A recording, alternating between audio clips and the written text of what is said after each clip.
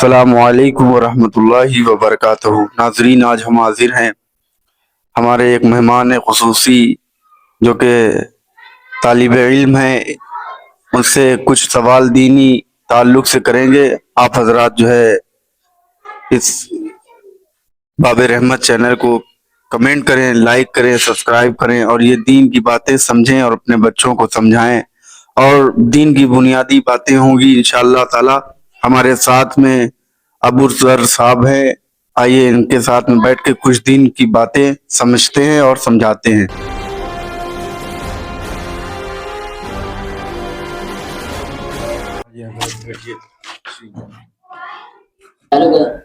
अस्सलामु अलैकुम वरहमतुल्लाहि वबरकातुहू।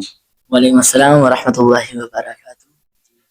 कुछ सवाल हैं जो इस्लामी ताल्लुक से हैं और बुनियादी सवाल हैं जो तकरीबन सभी मुसलमानों को पता होना चाहिए। क्या आपसे कर सकते हैं?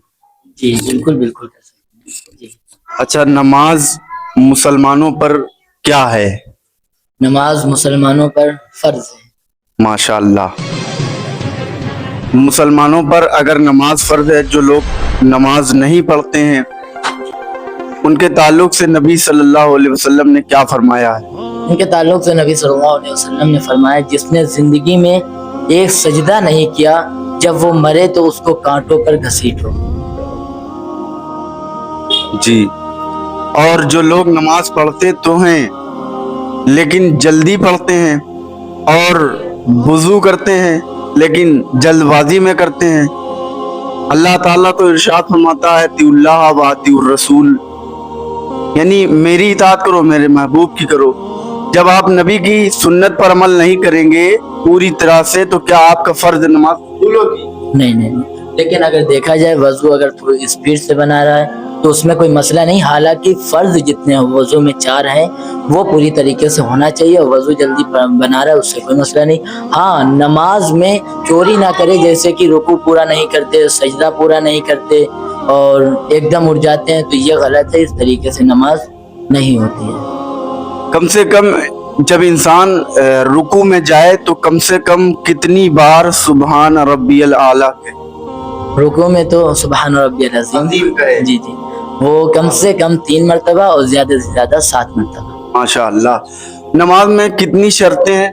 नमाज में शराइतें 7 हैं और नमाज में जो फर्ज हैं वो 6 हैं। माशाअल्लाह माशाअल्लाह। अच्छा, नमाज पढ़ने के लिए सबसे पहले किस चीज की जरूरत पड़ती है? नमाज पढ़ने के लिए मतलब नमाज पढ़ने के लिए या मस्जिद में ही आने के? नहीं, नमाज पढ़ने के लिए, नमाज को स्टार्ट करने के सबसे पहले वजू की जरूरत है। माशाअल्लाह। अच्छा जी भाई जी। और वुजू फर्ज हो गया, वुजू करना फर्ज हो गया। और जो इंसान नापाक है अब उसको पाकी कैसे हासिल करना चाहिए? तो पाकी के कुछ तरीके अल्लाह ने भी बताए हैं और रसूल अल्लाह ने भी बताए हैं। तो वो तरीके हैं जिसको हम कहते हैं गुस्ल। गुस्ल में कितने फर्ज हैं? जी, गुस्ल में 3 फर्ज हैं। माशाअल्लाह, जज़ाकल्लाह। और सुन्नत का तो याद नहीं, लेकिन कुल्ली जो गलाला किया जाता है वो मुस्तहब है। माशाअल्लाह माशाअल्लाह। अच्छा, आपसे कुछ नमाज की फज़ाइल पूछना चाहते हैं, आप बताएंगे इंशाअल्लाह। नमाज जो लोग पढ़ते हैं तो उनके बारे में हुजूर सल्लल्लाहु अलैहि वसल्लम ने क्या फरमाया है? आखिरत में उनका क्या अजर अल्लाह देगा और दुनिया में उनका क्या अजर देगा और वो किन किन अज़ाबात से बच जाते हैं? जी, नमाज के ताल्लुक से आप जो सवाल पूछ सकते हैं पूछे, हम बताएंगे इंशाअल्लाह जरूर। जी, पूछिए।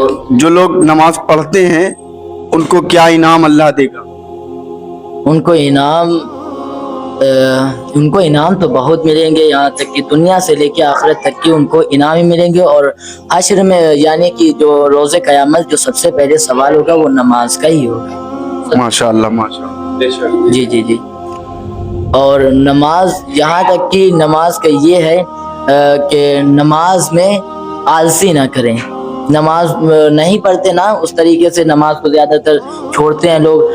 नमाज को एक वक्त नमाज को छोड़ना 2 करोड़ 88 लाख साल जहन्नम में बंदा जाए। अल्लाह अकबर अल्लाह।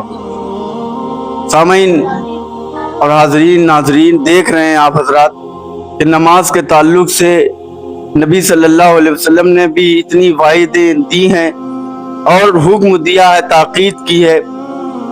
ہمارے بھائی ابو ذر بھائی بتا رہے ہیں کہ جو لوگ نماز نہیں پڑھتے ہیں اللہ تعالیٰ ان کے اوپر اپنی تجلی رحمت نہیں ڈالتا ہے اور ان تک رسول اللہ صلی اللہ علیہ وسلم کی رحمت نہیں پہنچ سکتی۔ اب نماز جو نہیں پڑھتے ہیں ان کو غور اور فکر کرنا چاہیے کہ ایک بے نمازی اور ایک نمازی، اگر بے نمازی انسان ہے اور نمازی کے گھر چلا جائے تو اس کی برکت چلی جایا کرتی ہے۔ میرے عزیزوں، میرے بھائیوں، میرے بزرگوں، میرے بچوں، خاص طور پر آپ حضرات اپنے بچوں کو، بیٹیوں کو نماز کی ترغیب دیں، نماز کے فرائض، واجبات، سنن اور سب کچھ بتائیں اور ان کو سکھائیں اور نماز کے تعلق سے ان کو پوری طریقے سے ٹرین کریں، تیار کریں۔ انشاءاللہ آپ کے بچے جب آپ کی بتائی ہوئی باتوں پر چلیں گے تو اس سے آپ کی بھی آخرت سدھرے گی۔ اچھا، قرآن کریم میں نماز کے بارے میں آیت جو نازل ہوئی ہے اس کے بارے میں کیا آپ کا خیال ہے؟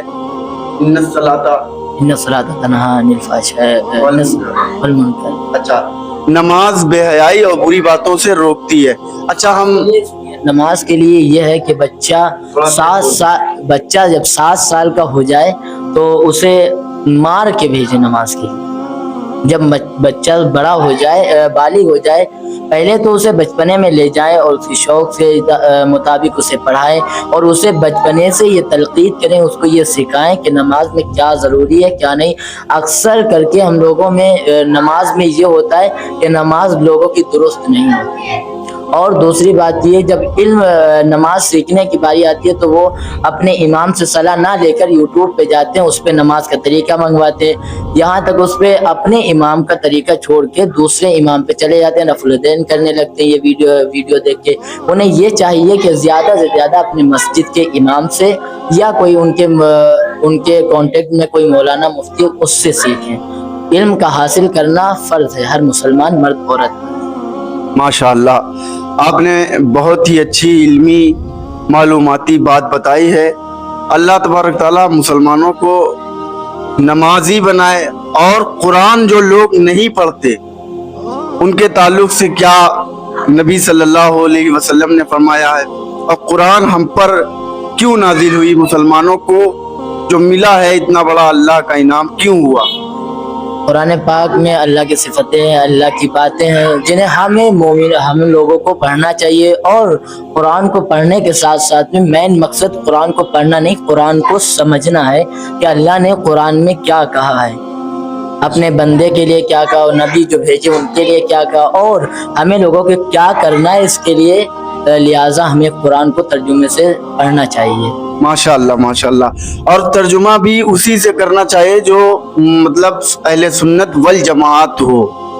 جی ایسا بھی ہے، کیونکہ بالاختلاف تمام اختلافات رہے ہیں اور تمام مورخین نے اپنے اپنے اعتبار سے ترجمے کیے ہیں، تو اپنی معلوماتی علمی گفتگو اس سے کرے جو عالم ہو، مفتی ہو اور آپ کے عقیدے کا ہو اور امام اعظم ابو حنیفہ کو ماننے والا ہو، ہے نا۔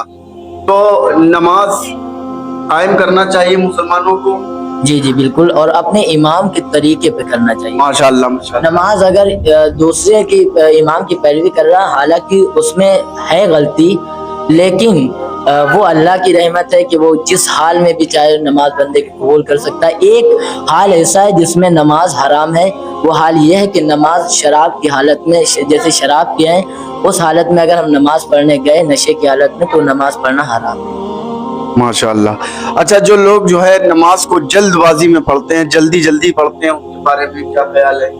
ان کے بارے میں یہ خیال ہے کہ ان کے اوپر سخت سے سخت عذاب ہوگا، کیونکہ نماز میں جلدی اور نماز میں جو رکوع سجود جو نہیں کر پاتے ہیں، پوری طریقے سے ادائیگی نہیں کرتی ہیں، نماز میں چوری ہے، یہ بہت بڑی چوری ہے۔ نماز کی سب سے بڑی چوری یہی ہے کہ رکوع کو نہ کرنا۔ اللہ کے رسول صلی اللہ علیہ وسلم نے فرمایا کہ رکوع سے جب اٹھو تو پڑھو سبحان ربی العظیم ربنا ولک الحمد حمدا کثیرا طیبا مبارکا فی، یہ پڑھنا چاہیے مقتدیوں کو امام کے پیچھے، اگر امام کے پاس اتنا وقت ہے. ویسے اگر اپنی نماز پڑھ رہا ہو تب بھی اسے یہ پڑھنا چاہیے کیونکہ یہ حدیث میں دعا ہے. مان لو اگر کسی کو اتنی لمبی دعا نہیں معلوم تو خالی ربنا لک الحمد کہہ سکتا ہے. کہہ سکتا ہے لیکن جتنی ہم نے بتائی ہے یہ حدیث کے مطابق ہے. حالانکہ وہ بھی ہے لیکن یہ فل ہے. ماشاءاللہ ماشاءاللہ، میں آپ کا بہت ہی شکر گزار ہوں، مشکور و ممنون ہوں. آپ میرے پاس آئے اور لوگوں کی رہبری کری علم کے ذریعے. اللہ تبارک تعالی ہم کو، آپ کو اور تمام سامعین کو قائم رکھے اور دین محمد رسول اللہ صلی اللہ علیہ وسلم پر عمل کرنے کی توفیق دے. السلام علیکم ورحمۃ اللہ وبرکاتہ.